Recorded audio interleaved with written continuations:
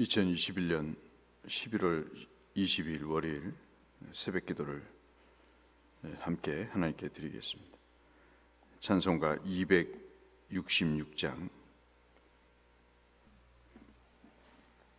찬송 266장.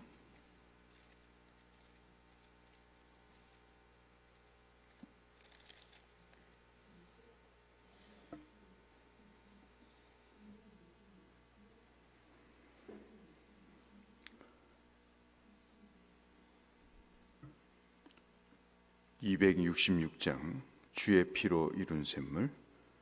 주의 피로 이룬 샘물 참 깊고 넓도다. 구원하는 그 신능력 다 찬송할지라. 찬송하세 주의 보혈 그 샘에 지금 나가 죄의 깊이 빠진 이 몸 그 피로 씻어 맑히네. 죄악 세상 이김으로 거룩한 길 가는 나의 마음 성전 삼고 주께서 계시네. 찬송하세 주의 보혈 그 샘에 지금 나가 죄의 깊이 빠진 이 몸 그 피로 씻어 맑히네. 주 예수를 깊이 아는 놀라운 은혜, 하늘나라 즐거움이 매일 새롭도다. 찬송하세 주의 보혈 그 샘에 지금 나가 죄의 깊이 빠진 이 몸 그 피로 씻어 맑히네. 오늘은 고린도전서 2장 말씀을 함께 보겠습니다. 고린도전서 2장.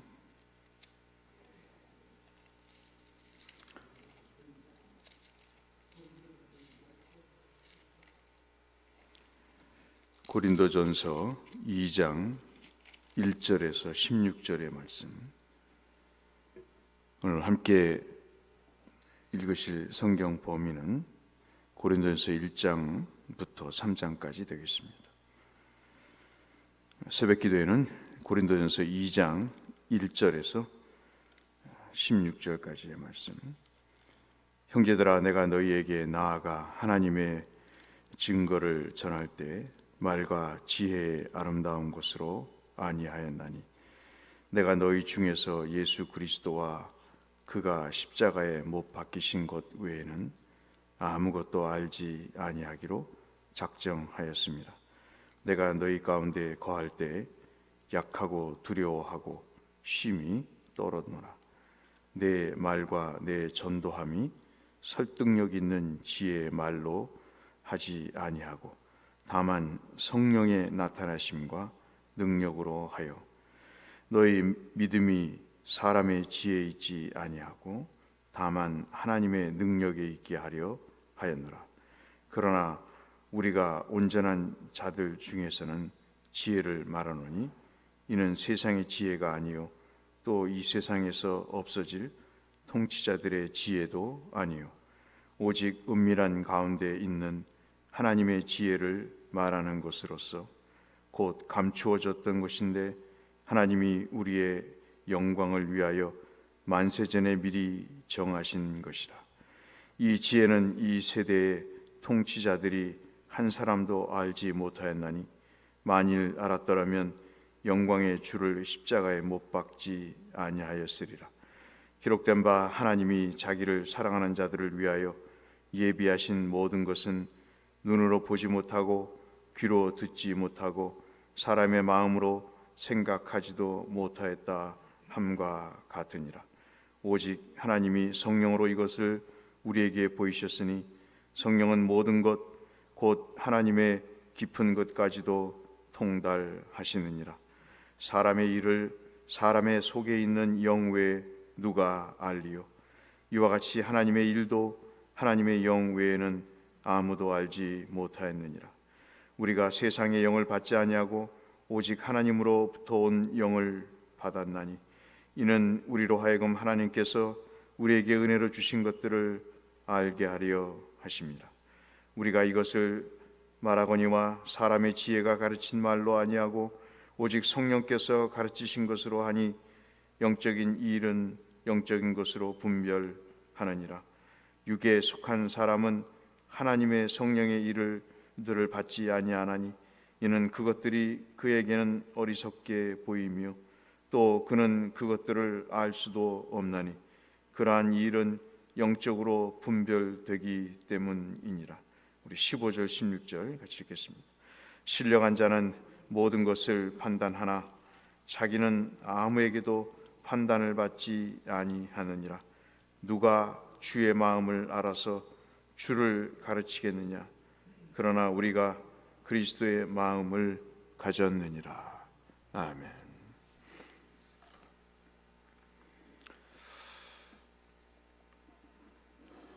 사도 바울의 쓴 말씀을 읽어보면 그 분의 전 인격적인 변화를 봅니다.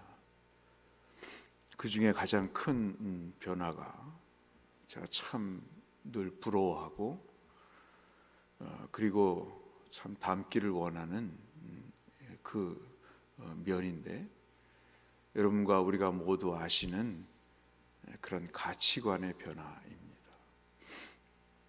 가치관의 변화라고 하는 것은 중요하고 본질적인 것과 그렇지 않은 것을 스스로 알아채는 것입니다. 그런데 사도 바울은 이 고린도 교회 교인들에게 하나님의 말씀을 전하면서 뭐라고 이야기를 하냐면, 오늘 말씀을 우리가 본 것처럼 너희 가운데 있을 때 자기는 약했다. 그리고 두려워서 심히 떨었다. 고린도 교회가 사도 바울을 인정을 안 해서 사람이 마음에 위축이 들고, 그래서 참 여기서 목회자로 생존할 수 있을까에 대한 두려움이 아니고, 그 사람은 자꾸 생각을 한 거죠. 교인들 앞에 자기가 이렇게 부각이 돼서 자기로 인해서 그리스도가 가려지는 일이 없을까, 그 생각을 가졌던 것입니다. 대체로 사람들은 그렇잖아요. 자기를 드러내지 않습니까? 그런데 자기가 약하기를 원하고, 그리고 두려워서 떨면서 그 자신보다 그리스도가 더 나타나기를 원하는, 이제 그 일을 위해서 자기가 먼저 한 것이 4절 말씀이라고 이야기를 합니다. 말씀을 전할 때마다, 그리고 전도할 때마다 설득력 있는 자기가 지금까지 배운 지식에 기초하지 않았다. 그 얘기를 솔직하게 얘기합니다. 참 신앙생활 하면서 제 자신에게 부딪히는 게 하나 있어요. 그게 뭐냐면, 제 자신도 그렇고 상대에게도 느끼는 건데, 자꾸 거짓을 이야기를 하는 것입니다. 그게 뭐냐면 도덕적인 거짓이 아니고 이 사도 바울의 그 부딪히는 것 같은 그런 것이죠. 자꾸 자기가 했다는 것에 대한 드러내기를 좋아하는 속성입니다. 사도 바울이 얼마나 공부를 했겠습니까? 그런데 그것을 막 얘기하고 싶었겠죠. 어떻게든 이 그리스도의 복음을 자기가 공부한 것으로 이렇게 잘 반죽을 해서 붙여서 성도들의 입에 넣어주기를 얼마나 좋아했겠습니까? 이게 교만이 아니고 사람이 그런 것입니다. 어떻게 하면 이것을 설득력 있게, 어떻게 하면 이것을 아주 논리적으로 알아듣기 쉽게 전할까? 그리고 거기다 더 플러스, 참 말 잘한다, 멋지게 설명한다, 그런 칭찬을 듣고 싶은 그런 욕구가 왜 없겠습니까? 그런데 이렇게 복음을 전하는 것이 설득력 있는 지혜의 말로 아니하고 다만 성령의 나타내심과 능력을 한다.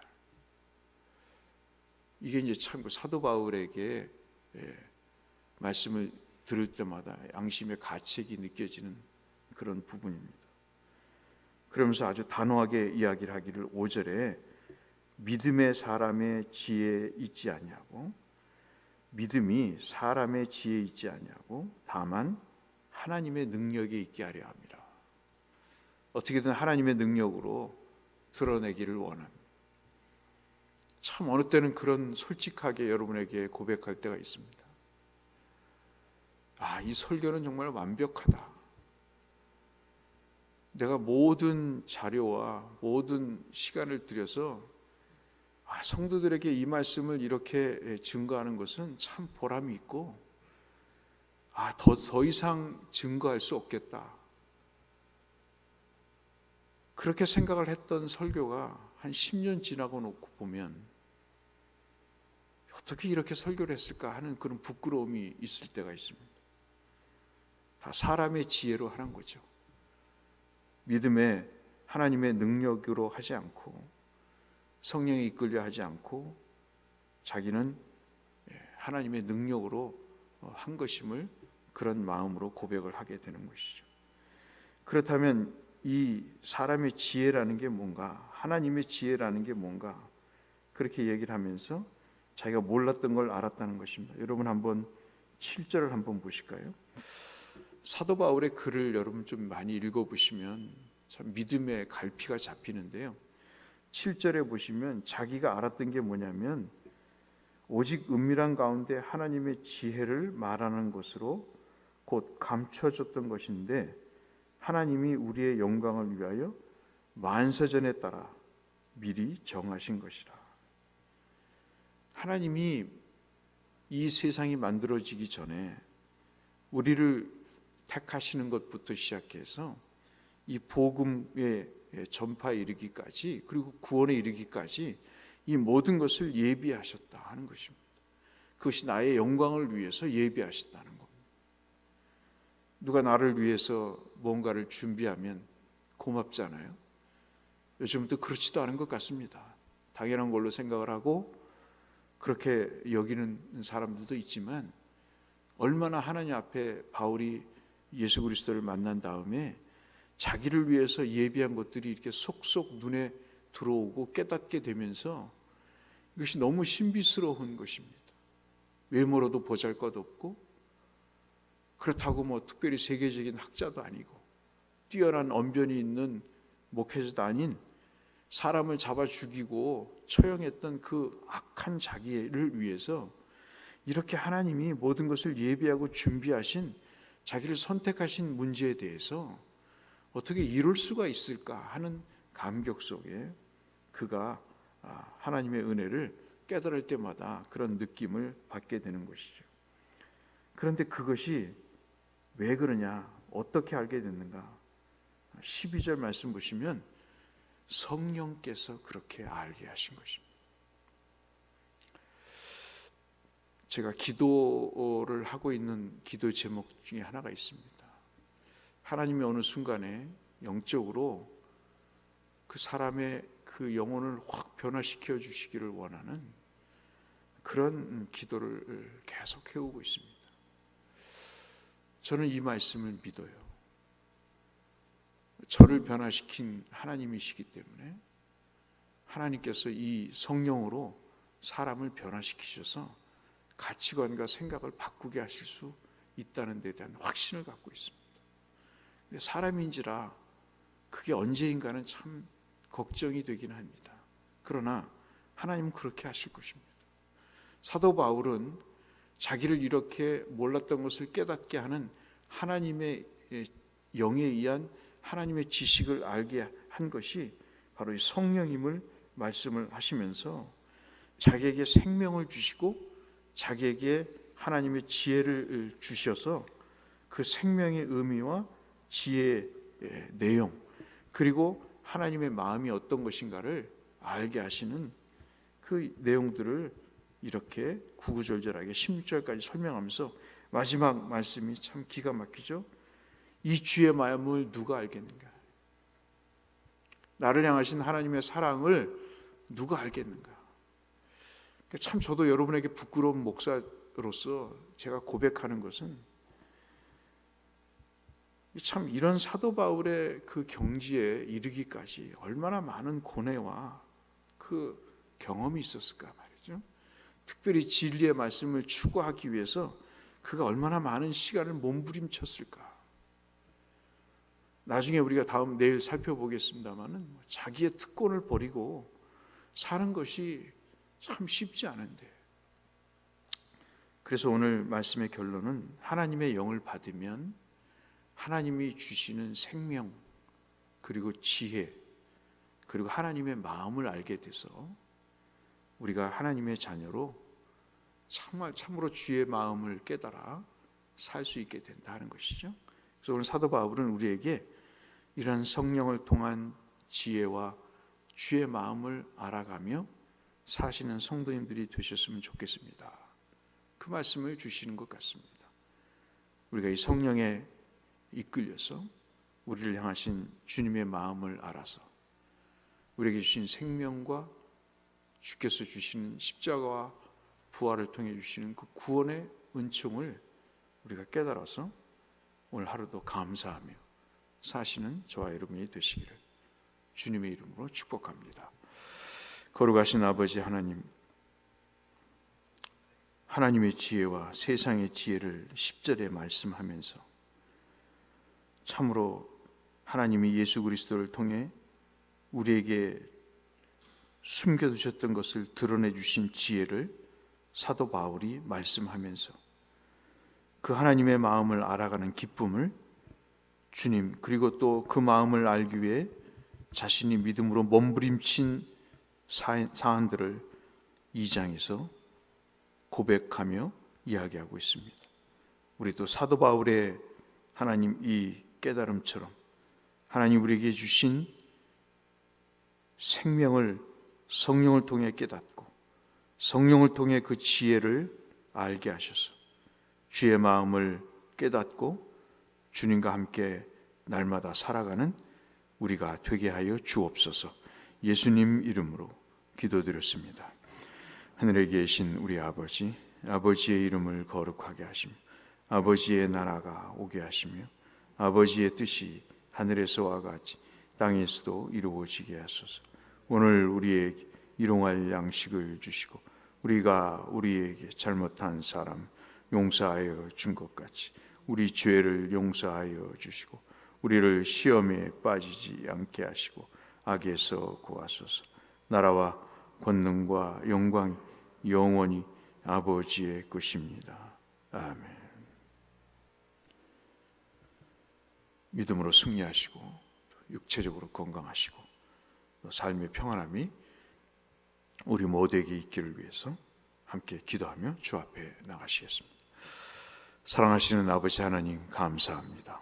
오늘도 주께서 우리를 사랑하셔서 이 귀한 생명의 시작을 하나님께서 베풀어 주셨사오니 오늘 사도 바울이 우리에게 주신 말씀처럼 주여 우리를 사랑하신 하나님의 사랑의 그 깊이와 넓이를 성령을 통해 깨닫게 하시고 그 심려막측한 우리를 위해 생명을 주신 그 구원의 역사를 알게 하셔서 주님 우리를 향한 주의 마음을 깨닫고 그 주님의 마음을 헤아려 주님과 함께 걸어가는 이 하루의 삶이 될 수 있도록 은혜를 더하여 주옵소서.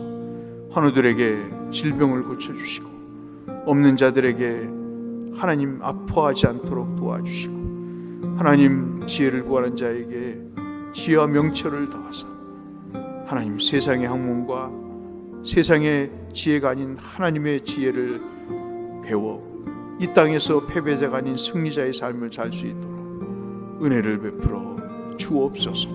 오늘도 모든 성도들에게 더 없는 하나님의 복으로 함께 하시고 성교사님과 미자립교 농어촌교회 목사님들을 주께서 위로해 주시고 지친 저들의 삶에 하나님의 능력과 권세로 함께하여 주셔서 포기하지 않고 낙심하지 않고 죄를 감당하다 주님 오실 그날까지 주님 자신의 소임을 다할 수 있도록 격려해 주시고 또한 중요한 계기를 마련해 주셔서 주님 목회 감당할 수 있도록 하나님이 함께하여 주옵소서.